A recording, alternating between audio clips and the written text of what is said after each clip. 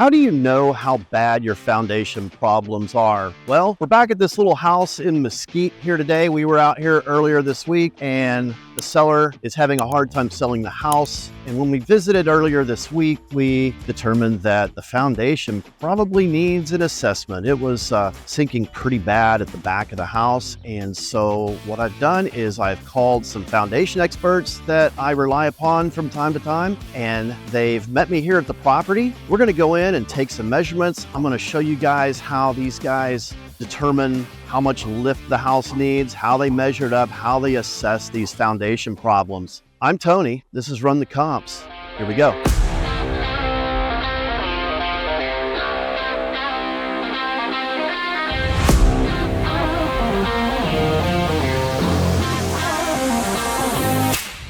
If you watched our last video, then you know that I described some issues at this house, and one of the first clues that I stumbled upon, of course, was this driveway. This neighborhood here is also known to be notorious for the soil shifts and foundation problems that these houses have. So let's go inside and see what the guys are doing. They brought their measuring machine. I'm going to show all that to you. So here we go.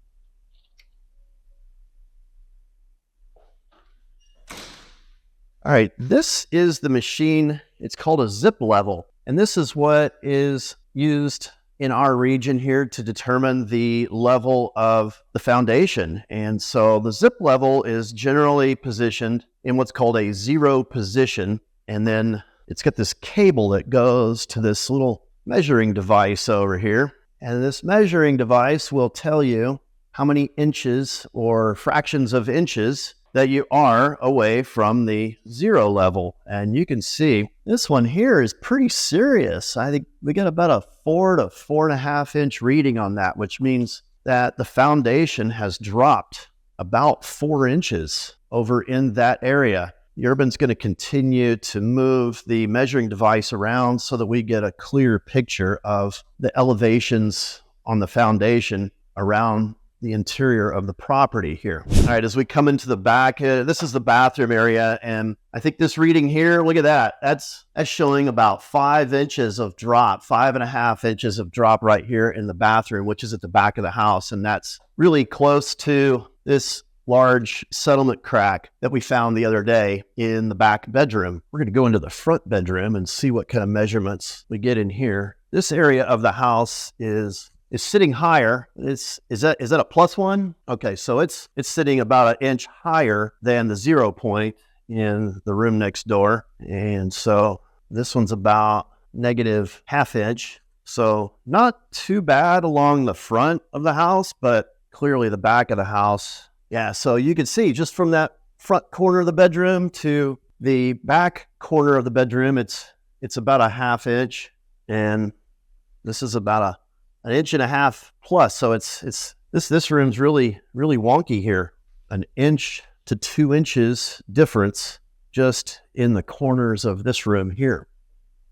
Turning out to be a much bigger problem than what we originally anticipated. I mean, I knew the first time I walked in this house that it was bad because, I mean, you can visibly see the room dropping off this direction. I mean, you could even just take a 4-foot level in here and see how bad this room is. We're in the garage conversion room where that big crack goes across underneath the carpet here. We can't even see that crack because of the carpet, but we just pulled a little bit of that carpet up. It's sort of moist under here, which is not really a good thing. Now, what's the reading on that one? 3 negative. Okay. And it just keeps getting worse, huh? 3.5. Okay. Yeah. This zip level machine is amazing, and all of the good foundation guys are going to be using something like this so that they can get digital measurements around the property and determine where the lift needs to take place. Now, this here is the back corner of the house on the garage side, and you can see there's a ton of erosion going on here. Where that new plumbing is, that's on the back side of that half bathroom, and you can see where they've installed that plumbing line, which goes on out, but they've covered it up really good. But right behind that, there's just a ton of erosion, and it's easy to see where water just runs off this direction when it rains around here. All right, so the guys are now measuring up the perimeter of the property so that they can develop a diagram and take note of where all the elevation measurements are at around the property here.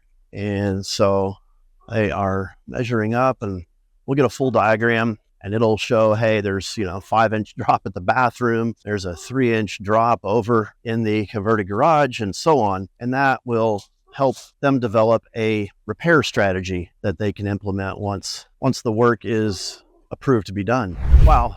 So we've got 4 to 5.5 inches of drop along the backside of the house here. And the troubling thing is that the seller told me that this is where the previous foundation work was done. But Urban and the guys are telling me that perhaps they didn't do the work correctly. Yeah, maybe that's why the seller can't get a hold of the previous foundation guys, because they've gone out of business, and clearly they're not very good at foundation repairs. So, when the seller first contacted me, and we talked about it in the previous video, that he was having a hard time selling the property. And after I came and looked at the property for the first time earlier this week, I had a short consultation with him, and that's when we talked a little bit about how bad the foundation really is. I said, well, I know why your house isn't selling. Number one, you're a little bit overpriced for the condition of the property. And number two, we just don't know how bad these foundation issues are. I mean, clearly there are some foundation issues. And he acknowledged at that point that they were getting a lot of feedback from the realtor showings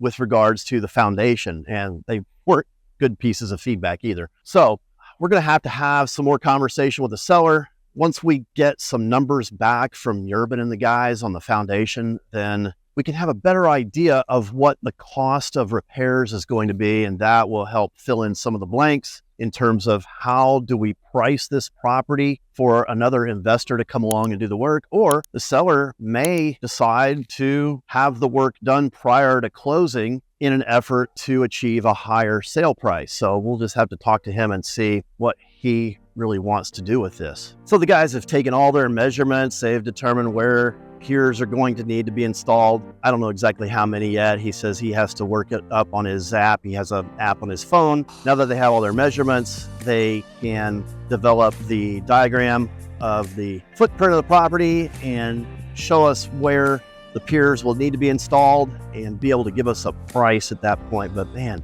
with that back of that house down 4 to 6 inches in some places, and there's plumbing in that bathroom, the kitchen, and then also that half bath. All of those things are along the back side of the house. So the big unknown again at this point is how a 4 to 6 inch lift is going to affect all that plumbing in the back of the house. And so they'll have to do another hydrostatic test once the lift is done and determine that all the plumbing is either good or it needs additional repairs, because when you lift the house that much, you might get some separation in those plumbing lines, and that's not a good thing if you've got plumbing leaks after you lift the foundation. So there's no telling if there'll need to be any plumbing repairs done until after the foundation is repaired. So we'll gather all this information, get a hold of the seller, present it all to him, and let him decide what approach he wants to take. I'm thinking that his best bet, again, is just price the house appropriately, make it attractive to another investor who could come in and do all of this kind of work. So